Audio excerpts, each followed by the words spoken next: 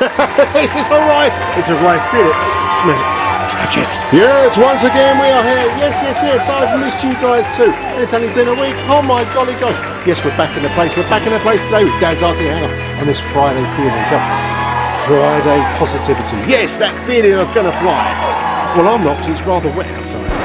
Yes, enough of that tomfoolery. Yes, we're here to learn about RC, or my journey of RC, which has more hills than a hilly place, basically. Anyway, what we do today, yes, we're continuing with the Toruga. I know you want the Harrier. The Harrier's coming back next week. Yes, it is. I've just got to do a bit more covering. We'll talk about it anyway. Today we're going to talk about the Toruga because I really want this built. So we're going to go through bits and pieces. I'm also going to teach people a few bits and pieces that I've learned that are first time in RC, a bit like me. But we're going to do bits of this. So let's get right to it. Alrighty, so as you can see, this has been epoxy, 20 minutes epoxy. To get the back end structure done, and we're going to move on to the next part. We're going to try and whiz through this rather than going into deepness. Yes, that's what we're going to do. So what do we need? We need bag 3. I do loving this bag 3 business. Bag 3, that is our servo support and all sorts of things. So let's make sure that we've got everything else in here. So these are the actual wing servos. Here's our bag of linkages, which is, it doesn't say 3.2, but that's all right. Yeah, I think that means, I don't know. Who knows what they think about? And apparently there should be 2 bits of wood here, which there is. This is kind of like, again, I don't know why they've used this plywood. I don't know, because it's kind of layered, which, I don't know. What else would you use? I don't know. Balsa hard, I don't know. It's going to go for a rip up, because there you go. So they've got to be glued into the wings. We'll use epoxy glue again, it's asking for, and then we get this, we can build these, get the sexy servos. Try not to lose the uni balls, because there is some uni balls in here. Yes ma'am, yes we have some uni balls. Boing boing boing.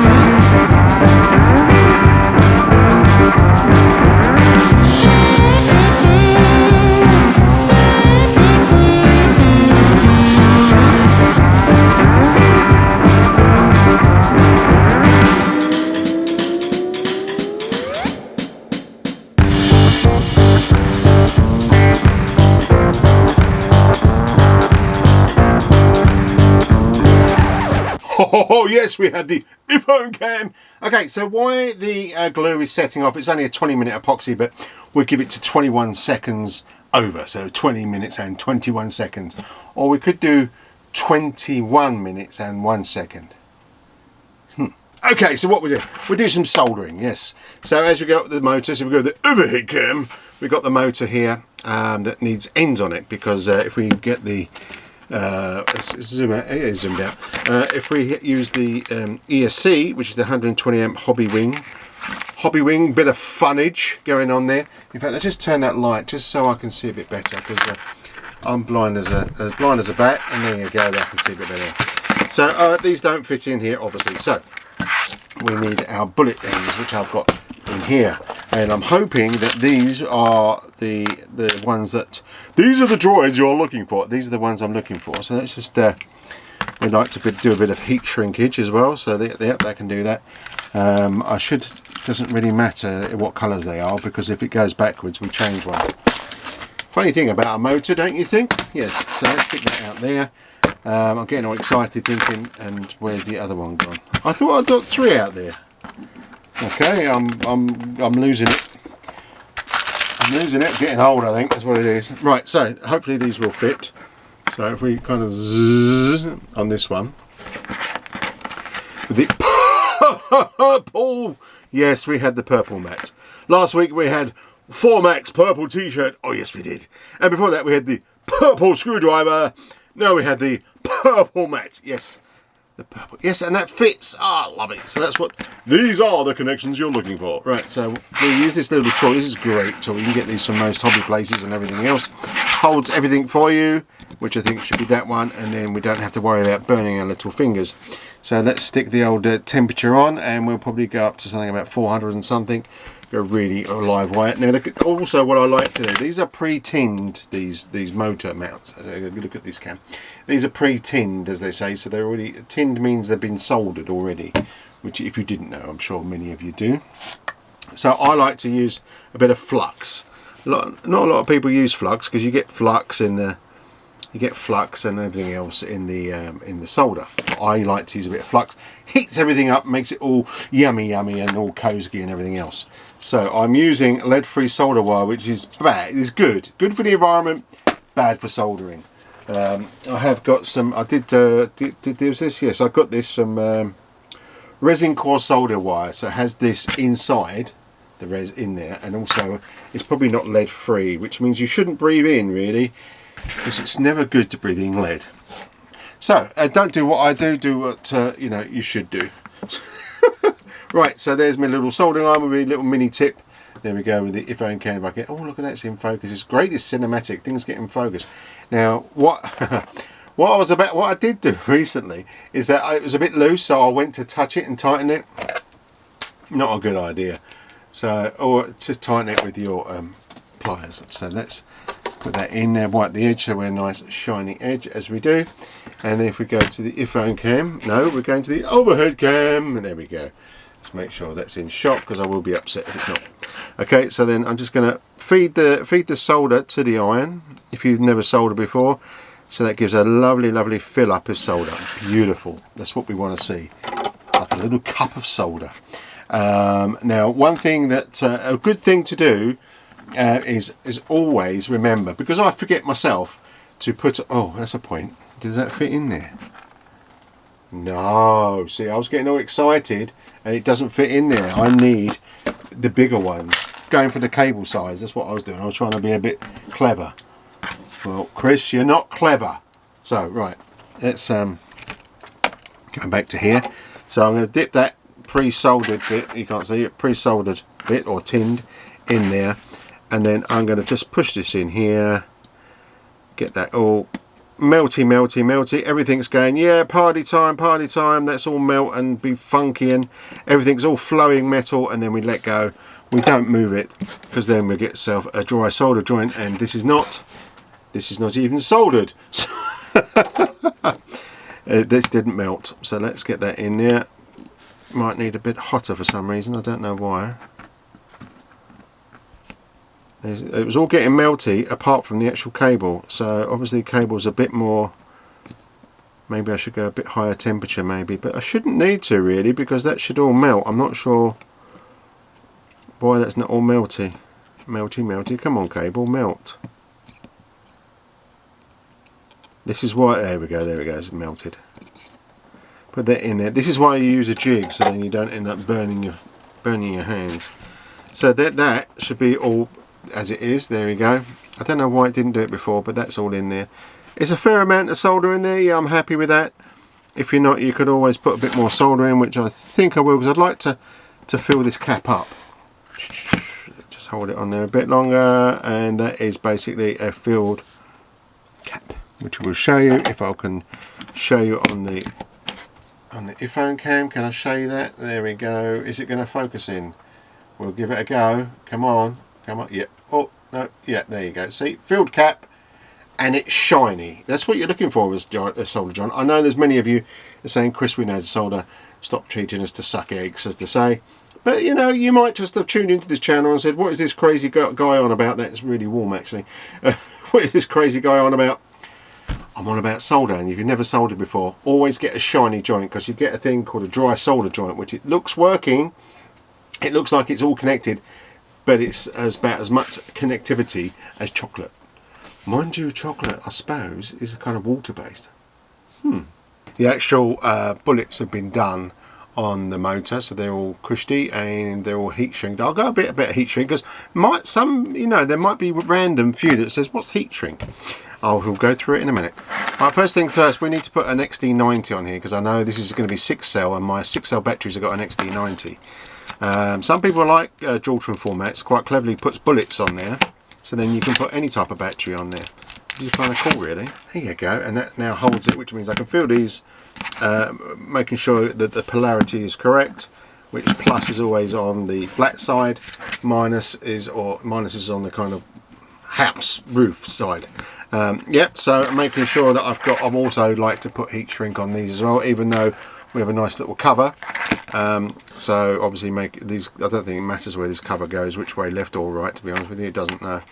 But we put the cover on because you won't be able to get the cover on after you solder, and it's always good to cover things, you don't want things arcing. So let me solder that, and there you go, there's the XT90 all soldered on. Lovely soldering, if I do say so myself, if you can see that in shot. There you go. Oh, it's all lovely, lovely, lovely, even though it was going out of focus. Now, I like to put heat shrink on. You don't need to, because this cover actually covers it. If I can get that in focus, is that getting in focus? There, is it sort of? There you go. But I still heat shrink, so I'm going to show you anyway.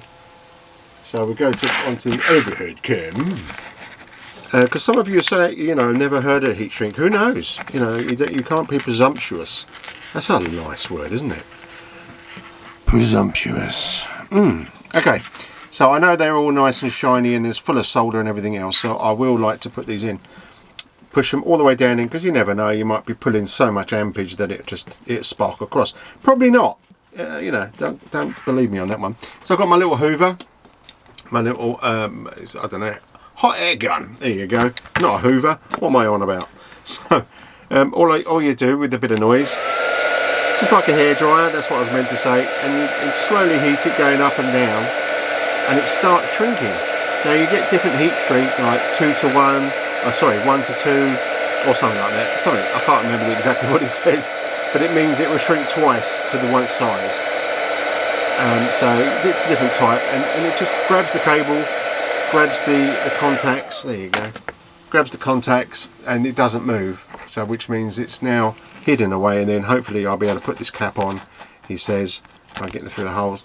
Push that on, snap that in place, and there you have a safe and good connection ready for the battery. You don't want anything loose or wires hanging out, because it causes flames and everything else, and also break your plane. Now on this one here, now I've put extra heat shrink here. You don't need to do this, but I do. These will fit in. We need to make sure when we start the motor that they, you know, if it goes the wrong way, just flip 2 of the cables. But then I like to put, I like to put a bit of heat shrink over both of them, and hopefully it stops it pulling out and you know, any arcing, if there is any, because if, you know, it does come out sort of that way, and then you've got one here that goes that way, you could come up with issues. I don't know, I just like to be safe. Better be safe than sorry. Have a model that flies in the air for a long time, rather than not such a long time, when all you get to do is put a bit of heat shrink. And back in the room. Yes, we're back in the room. And what are you saying, Chris? What have you do? Well, I decided to do it off camera. Yes, the uniball. These control horns had uniballs, so I put the uniballs on there so I didn't lose them, basically. And I thought, why not just put the KST servo in as well? So it was all a bit sort of fiddly, and it's really hard to try and do things on camera when they're fiddly as this. I did change, they had like normal hex screws. I did change them for my Allen key screws, which is fine. But this probably will need to be extended. I'm not too worried about that at the moment, so that's got to go over to there. So I will connect a connector, heat shrink it. We could do that in a minute and have a little look. But look at that, sexy X10 mini cordless motor, and these sound fantastic. So I've chopped the first hole off because we was going to the second hole. Now I come up with a bit of a boot. You get these carbon fibre covers, which is great. If I can find the other one, where have I put the other one? So yeah, I lose stuff, I come on camera, and then suddenly, I don't know, this is the one I want. Okay, let's put that back in here a minute. I have come across a problem where this kind of fits in there on this nice little kind of circle-ish, but it's not, this doesn't. So when it's going to there, I've got that bit of a gap. So now I do have a 3D printer, and it does do carbon, and I could probably do something as thin as that. Because I don't know, that is fitted wherever it's meant to fit, so unless that needed to be over a bit, and I've made a boo-boo, which is quite possibly because when you stick this wood, there's no kind of like, you know, it tells you where it's meant to be, and I did it where it's meant to be, so I'm not sure what's going on there, because it does give you all the dimensions here, which I kind of did follow. I just put a little pencil mark, which you probably didn't see. I don't think you did see it, because I was all over the place with it. So that's okay. So as long as these are going to be okay, which I'm sure they will be. Well, there you go. I mean, they're near enough. That'll be on there. That's straight. Now it's got these horrible things. They're not horrible. They're really good. But you have to kind of pull them apart and then stretch them. Now I don't know if there's a tool for this, but you got to kind of like get it over. Yeah. I mean, we'll give it a go. We'll do live in the action. I mean, how you do this without fingernails, I don't know. But let's put it. Actually, it's not. Come on. Have I got it? Come almost in the hole. Come on. That's the hole. Okay. Crush is averted. It's just a bit of a pain, but I might want to put a. That should snap in. Snap in. Come on. That's it. Thank you. Let's snap in, and then if I put this one here, when we'll have to mess about with it. I mean, I don't. In fact, that's pretty perfect if I do say so myself. But I want to twist it around in bits and pieces. And I don't really like these. I do. I like is such a unlike. Don't like is such a big word, isn't it? But yeah. So could it have been a bit further over? Maybe that way. I think it should have been. But I measured the wood like it. So it's probably me. I've made a boo-boo somewhere. But it just goes to show that you need to settle things first, then you get in there. But that's going to be fine. I can make a new one of those. If so, you know, yeah, I can make a new one of those. It's 3D printed, but that was going to look like anyway, which is pretty sexy if I don't say so myself, or do say so myself, should I say. I mean, we could just quickly get that aligned, I suppose. If I just stick my battery, just so we know that it's okay.